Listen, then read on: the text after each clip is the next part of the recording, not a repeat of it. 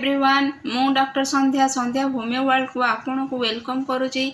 आशा करुच्ची जगन्नाथ कृपारू आपण मैंने समस्ते सुस्थ और भलरे अछंती। आज आम एक साधारण किंतु अति गुरुत्वपूर्ण डिजीज जहाँकि कॉमन कोल्ड से विषय रे आलोचना करिबा। ये वीडियो रे आमे जानिबा कॉमन कोल्ड कौन, तार कजेस कौन, से केमिति स्प्रेड हुए, तार सिम्पटम्स कौन, तार प्रिवेंशन कौन, तार मैनेजमेंट कौन एवं फाइनली होमियोपैथी द्वारा आमे केमिति कॉमन कोल्ड को क्योर करि परिबा।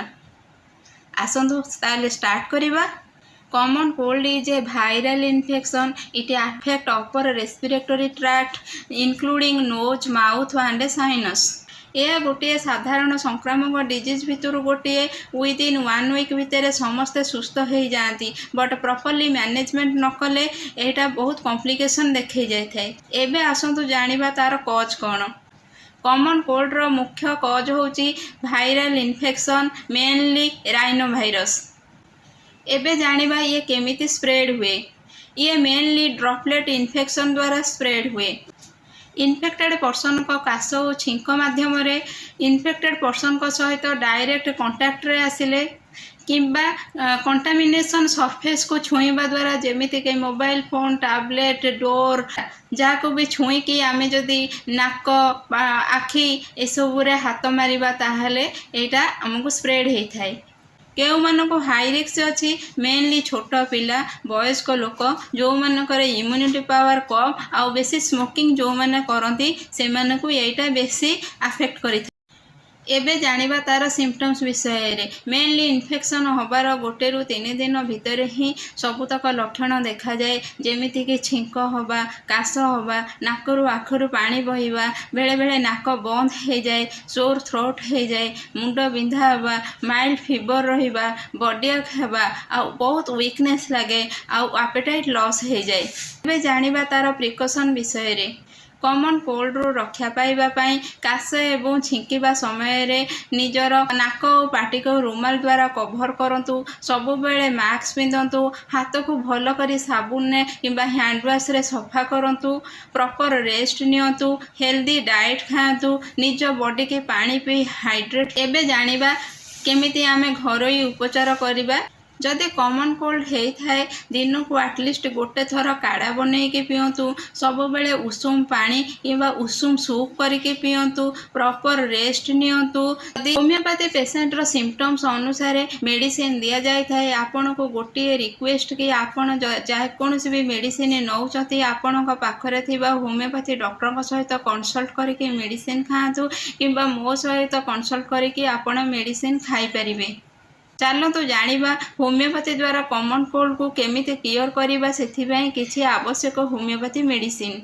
एमिते गोटे कंडीशन आसी थाए फ्रेंड्स, जदि आपण बाहर सांगे सांगे ठंडा पवन रे बुलिके आछचंदी आ सडन आपण को ठंडा होउची, छिंक होउची, बर्निंग सेंसेशन होउची, से केस रे आमे अकोनाइट 32 ड्रॉप्स दिन को 3 थर खाइबा द्वारा हमको रिलैक्स मिली थाए। एमिते गोटे कंडीशन आसे फ्रेंड्स, नाकरो आखिरु वाटर डिस्चार्ज हे थाए, बट नाकरो जो डिस्चार्ज हे थाए सेटा एक्रिड आ बर्निंग थाए, आखिरु नॉर्मल डिस्चार्ज हे थाए। ओपन एयर रे पेशेंट को भल लगे किंतु वार्म रूम रे पेशेंट रो पेन बढ़ी जाई थाए। ए सब केस रे आमे आलियम सेफा 32 ड्रॉप्स दिन को 3 थर खाइबा द्वारा हमको रिलैक्स मिली थाए। आउ गोटे कंडीशन आसे फ्रेंड्स, आमर नाकरू और आखिरु वाटर डिस्चार्ज होता है, बट आखिरु जो डिस्चार्ज होता है सेटा एक्रिड थाए, बर्निंग थाए, आखि रेडनेस थाए, दिन टाइम रे हमको काश होता है। से केस रे आमे यूफ्रेसिया 32 ड्रॉप्स दिन को 3 थर खाइबा द्वारा हमको रिलैक्स मिली थाए। आउ गोटे कंडीशन आसे फ्रेंड्स, आमको नाकरो आखिरु जो वाटर डिस्चार्ज होता है बोथ एक्रिड आ बर्निंग थाए, पेशेंट को बहुत शीत लगे, पेशेंट को कोल्ड रे एग्रावेशन होता है और हॉट रे पेशेंट को बेटर फील होता है। गरम जिनस खाइले पेशेंट को भल लगे। से केस रे आमे आर्सेनिक 32 ड्रॉप्स दिन को 3 थर खाइबा द्वारा हमको रिलैक्स मिली थाए। आउ गोटे कंडीशन आसे फ्रेंड्स, कोल्ड सहित पेशेंट को हेडेक होता है, आउ पेशेंट को ड्राए कफ होता है, आउ जेतेबेले पेशेंट कासे सेतेबेले सी ता मुंड को आउ छाती को धरी थाए, कारण स्लाइट मोशन रे भी पेशेंट रो पेन बढ़ी जाई थाए। रेस्ट रे पेशेंट को टिके बेटर फील होता है। से केस रे आमे ब्राउनिया 32 ड्रॉप्स दिन को 3 थर खाइबा द्वारा हमको रिलैक्स मिली थाए। आउ गोटे कंडीशन आसे फ्रेंड्स सांगे सांगे बाहर बुली आसला आमको थंडा धरी थाए ता सहित टॉन्सिलाइटिस थाए हाई फीवर थाए हेडेक थाए आउ पेशेंट रो टोटल फेस आउ आईज पूरा रेडनेस देखा जाए से केस रे आमे बेलाडोना 200 दिन को 3 थर खाइबा द्वारा आमको रिलैक्स मिली थाए। आउ गोटे कंडीशन आसे फ्रेंड्स आक्यूट कोल्ड सहित पेशेंट को हेडाक होता है माइल्ड फीवर रहे पेशेंट को बहुत जोरे शीत लगे ताको थरिला भली लगे डलनेस डिजीनेस ड्राउजीनेस रही थाए आउ पेशेंट को टोटाली भी शोष हुएनी थर्स्टलेस थाए ए केस रे आमे जेल्सियम 32 ड्रॉप्स दिन को 3 थर खाइबा द्वारा आमको रिलैक्स मिली थाए। आउ गोटे कंडीशन आसे फ्रेंड्स पेशेंट को ठंडा सहित होर्सनेस ऑफ वॉइस होता है पेशेंट को ड्राई कोल्ड विंड रे आग्रावेशन होता है किंतु डैम्प और वेट वेदर माने रेनी सीजन पेशेंट को बेटर फील होता है से केस रे आमे कॉस्टिकम 32 ड्रॉप्स दिन को 3 थर खाइबा द्वारा आमको रिलैक्स मिली थाए। गोटे कंडीशन आसी थाए फ्रेंड्स पेशेंट को ठंडा सहित तार कान रे किछि क्रैकिंग साउंड होता है से केस रे कालीम्यूर 6x 4 टैबलेट दिन को 3 थर खाइबा द्वारा आमको रिलैक्स मिली थाए। गोटे कंडीशन आसी थाए फ्रेंड्स पेशेंट को ठंडा सहित तार कान रे किछि क्रैकिंग साउंड होता है से केस रे कालीम्यूर 6x 4 टैबलेट दिन को 3 थर खाइबा द्वारा आमको रिलैक्स मिली थाए।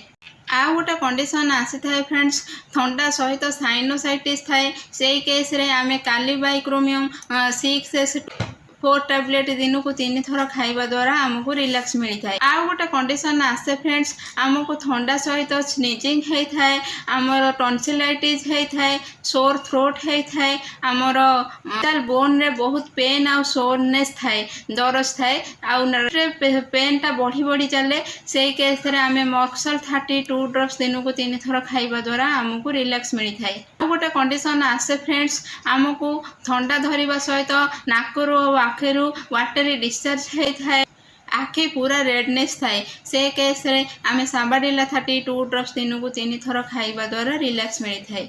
आउ गोटे कंडीशन आसे फ्रेंड्स वर्षा ऋतु रे आमको मेनली ठंडा धरी थाए से मेनली 2टा मेडिसिन आसे गोटे कंडीशन एमिति थाए वर्षा हैला माने आ वर्षार ठंडा पवन नाकरे बाजिला माने नाक बंद हो जाए से केस रे आमे डलकामार 32 ड्रॉप्स दिन को 3 थर खाइबा द्वारा आमको रिलैक्स मिली थाए।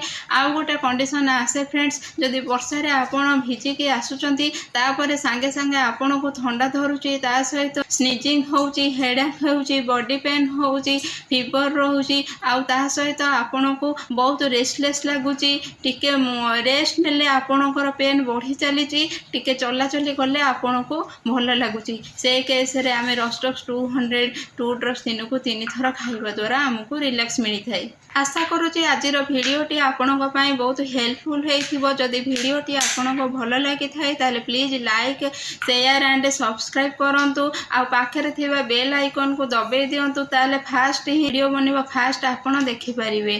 Thank you. होमियोपैथी खातु सुस्थ रुहंतु देखा हबो नेक्स्ट वीडियो रे।